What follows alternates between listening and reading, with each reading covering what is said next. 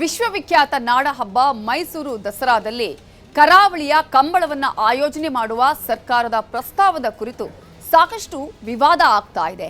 ದೊಡ್ಡ ಜಿದ್ದಾಜಿದ್ದಿಗೂ ಕಾರಣ ಆಗ್ತಾ ಇದೆ. ವಿರೋಧ ಪಕ್ಷಗಳು ಹಾಗೆಯೇ ರಾಜಮನೆತನ ವಿರೋಧ ಮಾಡಿದಂತಹ ಬೆನ್ನಲ್ಲೇ ಇದೀಗ ಪರಿಸರವಾದಿಗಳು, ಧಾರ್ಮಿಕ ಚಿಂತಕರು ತೀವ್ರ ಆಕ್ರೋಶವನ್ನ ವ್ಯಕ್ತಪಡಿಸ್ತಾ ಇದ್ದಾರೆ. ಗಿಡ ಎಲ್ಲ ಹೊಡೆದಾಕಿ ಮತ್ತು ಅಲ್ಲಿ ಕೆಸರು ಗದ್ದೆ ಥರ ಮಾಡೋ ಬದಲು ಇಲ್ಲಿ ಒಣಕೆರೆ ವಿಶಾಲವಾಗಿ ನೀರೆಲ್ಲ ಬತ್ತೋಗಿದೆ. ಇಂಥ ಜಾಗದಲ್ಲಿ ಮಾಡಿ. ದಸರಾ ಕಂಬಳದಲ್ಲಿ ನಡೆಯುತ್ತಿದೆ ಸ್ಥಳ ರಾಜಕೀಯ. ಸಾತಗಳ್ಳಿ ಬೇಡ, ವರುಣಾ ಕೆರೆ ಬೇಕು ಅಂತಿರೋದಕ್ಕೆ. ದಸರಾದಲ್ಲಿ ಕಂಬಳ ಬೇಕಾ ಬೇಡವಾ? ಇದು ಹಳೆ ಪ್ರಶ್ನೆ. ಆದರೂ ಈ ಪ್ರಶ್ನೆ ಇಂದಿಗೂ ಪ್ರಚಲಿತದಲ್ಲಿದೆ. ಕೆಲವರು ಬೇಕು ಅಂತ ಇದ್ರೆ ಇನ್ನು ಕೆಲವರು ಬೇಡ ಅಂತಿದ್ದಾರೆ. ಮೈಸೂರು ರಾಜಮನೆತನದವರು ಮತ್ತು ವಿಪಕ್ಷಗಳು ದಸರಾದಲ್ಲಿ ಕಂಬಳ ಬೇಡವೇ ಬೇಡ ಅಂತ ಇದ್ರೆ, ಕಾಂಗ್ರೆಸ್ ಸರ್ಕಾರ ಮಾತ್ರ ದಸರಾದಲ್ಲಿ ಕಂಬಳ ಇದ್ದೇ ಇರುತ್ತೆ ಅಂತಿದ್ದಾರೆ. ದಸರಾದಲ್ಲಿ ಕಂಬಳ ಇರುತ್ತೋ ಇರಲ್ವೋ ಅನ್ನೋ ಜಟಾಪಟಿಯನ್ನೂ ಇದು ಹುಟ್ಟಾಕಿದೆ. ಆದ್ರೆ ಈಗ ಮತ್ತೊಂದು ಚರ್ಚೆ ಕಾಣಿಸ್ಕೊಂಡಿದೆ. ದಸರಾದಲ್ಲಿ ಕಂಬಳ ಇದ್ರೆ ಇರಲಿ, ಆದ್ರೆ ಸರ್ಕಾರ ಡಿಸೈಡ್ ಮಾಡಿರೋ ಸ್ಥಳದಲ್ಲಿ ಮಾತ್ರ ಕಂಬಳ ನಡೀಲೇಬಾರದು ಅನ್ನೋ ವಾದವೊಂದು ಕೇಳಿ ಬರ್ತಿದೆ. ಇಂಥ ವಾದ ಮಂಡಿಸ್ತಾ ಇರೋದು ಯಾರು ಗೊತ್ತಾ? ಕನ್ನಡ ಪರ ಸಂಘಟನೆಗಳು ಮತ್ತು ಮೈಸೂರಿನ ಪರಿಸರವಾದಿಗಳು.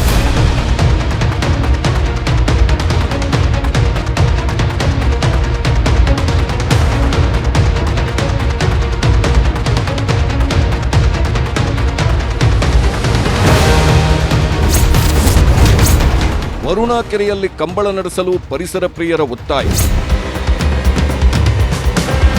ದಸರಾದಲ್ಲಿ ಕಂಬಳ ನಡೆಯೋದನ್ನ ಮೈಸೂರು ಜಿಲ್ಲಾಡಳಿತ ಫಿಕ್ಸ್ ಮಾಡಿದೆ. ಸಾತಗಳ್ಳಿ ಜಾಗದಲ್ಲಿ ಕಂಬಳ ನಡೆಸೋದಕ್ಕೆ ಜಾಗ ಕೂಡ ಗುರುತು ಮಾಡಿದೆ. ಇದು ಮೈಸೂರಿನ ಪರಿಸರವಾದಿಗಳು ಹಾಗೂ ಕನ್ನಡ ಸಂಘಟನೆಗಳ ಆಕ್ರೋಶಕ್ಕೆ ಕಾರಣವಾಗಿದೆ. ನಾವೇನು ಕಂಬಳದ ವಿರೋಧಿಗಳಲ್ಲ ಅಂತಿರೋ ಪರಿಸರವಾದಿಗಳು ತಮ್ಮದೇ ಸಾತಗಳ್ಳಿಯಲ್ಲಿ ಮಾತ್ರ ಕಂಬಳ ನಡೆಸಲೇಬಾರದು ಅಂತಿದ್ದಾರೆ. ದಸರಾ ಪರಂಪರೆಗೆ ಧಕ್ಕೆ ತರುವಂತಾಗುತ್ತೆ. ಕಂಬಳ ತಂದು ವಾಣಿಜ್ಯೀಕರಣ ಮಾಡಬಾರದು. ಬರಗಾಲದಲ್ಲಿ ಕೆಸರು ಗದ್ದೆಗೆ ಲಕ್ಷಾಂತರ ಲೀಟರ್ ನೀರು ಪೋಲಾಗುತ್ತದೆ. ಸಾತಗಳ್ಳಿಯಲ್ಲಿ ಮರಗಳ ನಾಶವಾಗುತ್ತೆ ಅಂತಿರೋ ಪರಿಸರವಾದಿಗಳು ಪರಿಹಾರವೊಂದನ್ನೂ ಕೂಡ ಕೊಟ್ಟಿದ್ದಾರೆ. ಅದು ವರುಣಾ ಕೆರೆಯ ಪರಿಹಾರ.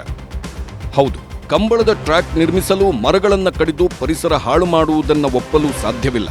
ಜನರ ತೀವ್ರ ವಿರೋಧದ ನಡುವೆಯೂ ಸರ್ಕಾರ ಹಠಕ್ಕೆ ಬಿದ್ದು ಕಂಬಳ ಮಾಡಲೇಬೇಕು ಎಂದಾದರೆ ಅದನ್ನು ವರುಣಾ ಕೆರೆಯಲ್ಲಿ ಆಯೋಜಿಸಲಿ ಎಂದು ಸಲಹೆ ನೀಡುತ್ತಿದ್ದಾರೆ.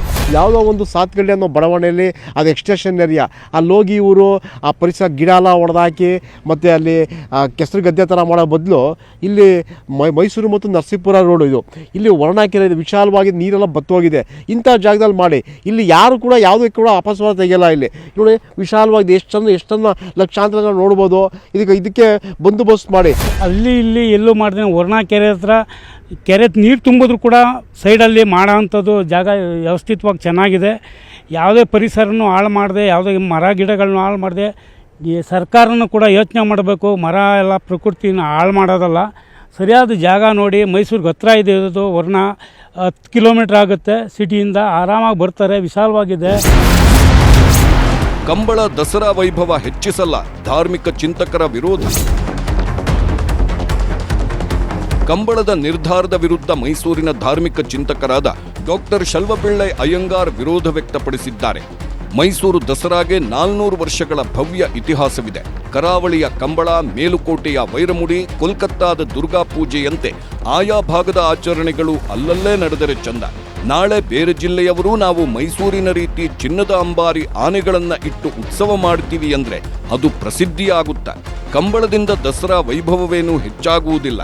ದಸರಾ ಅಂದ್ರೆ ಅದು ಮೈಸೂರಿಗೆ ಮಾತ್ರ ಎಂದು ಸರ್ಕಾರಕ್ಕೆ ಚಾಟಿ ಬೀಸಿದ್ದಾರೆ.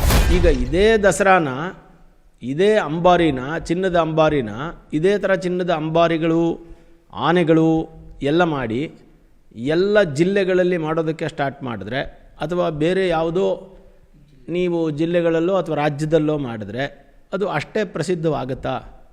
ಅದು ಮಾಡಬೇಕಾ? ಇಲ್ಲ. ನೀವು ದಸರಾ ಅಂಬಾರಿನ ನೋಡೋದಕ್ಕೆ, ಅಂಬಾರಿ ನೋಡೋದಕ್ಕೆ, ದಸರಾ ನೋಡೋದಕ್ಕೆ ಮೈಸೂರಿಗೆ ಬರಬೇಕು. ಆವಾಗಲೇ ಚೆಂದ. ಅದು ಎಲ್ಲರೂ ಬರೋಂಗೆ ಮಾಡಬೇಕು. ಮೈಸೂರು ಮೊದಲಿನಿಂದಲೂ ಇದನ್ನು ಆಚರಣೆ ಮಾಡ್ತಾ ಇರೋದ್ರಿಂದ ಪ್ರಪಂಚದಾದ್ಯಂತ ಇರೋ ಜನ ಈ ದಸರೆಗೆ ಹುಡ್ಕೊಂಡು ಬರ್ತಾರೆ.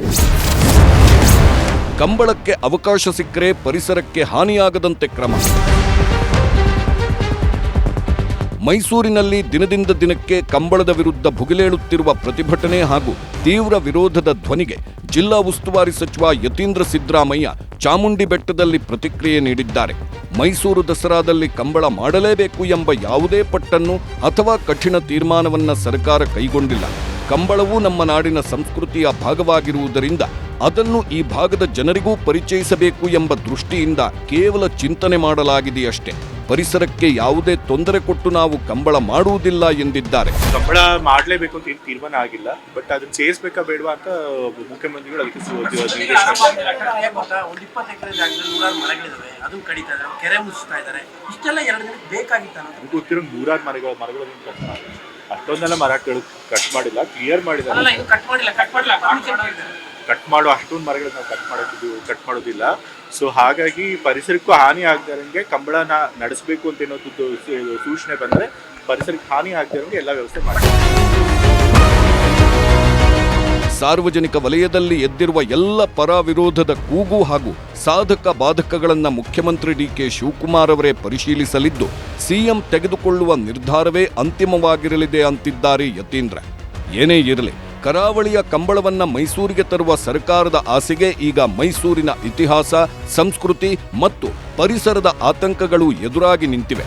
ಪ್ರತಿಷ್ಠೆಗಾಗಿ ಹೊಸ ಜಾಗ ನಿರ್ಮಿಸುವ ಬದಲು ವರುಣಾ ಕೆರೆಯ ಪ್ರಸ್ತಾಪ ಮುನ್ನೆಲೆಗೆ ಬಂದಿರುವುದು ಈಗ ಇಡೀ ವಿವಾದಕ್ಕೆ ಹೊಸ ತಿರುವು ನೀಡಿದೆ.